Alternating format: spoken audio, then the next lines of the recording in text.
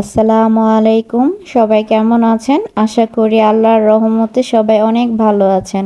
আমি আজকে নতুন একটা ভিডিও নিয়ে এসেছি। আমি আজকে ঢেঁড়স ভাজি করব।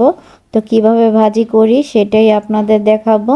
তো আসুন আমার ভিডিওটা সবাই দেখতে থাকুন। ভাজি করার জন্য পেঁয়াজ, কাঁচামরিচ কেটে নিয়েছি। ঢেঁড়সগুলো পরিষ্কার করে ধুয়ে কেটে নিয়েছি। রান্না করার জন্য চুলার উপর কড়াইটা বসিয়ে দিলাম। এরপর পরিমাণ মতো তেল দিয়ে দিলাম।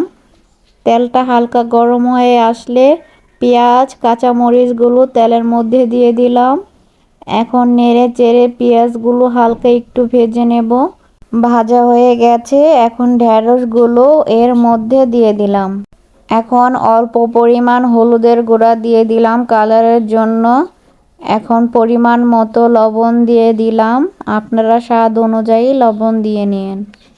এখন নেড়ে চেড়ে সবগুলো একসাথে ভালো করে মিশিয়ে নেব। মেশানো হয়ে গেছে, এখন সিদ্ধ করার জন্য ঢাকনা দিয়ে ঢেকে দিলাম।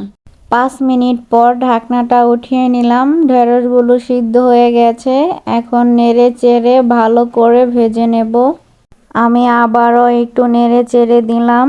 ঢেঁড়সগুলো ভাজা হয়ে গেছে, তৈরি হয়ে গেল ঢেঁড়স ভাজি রেসিপি।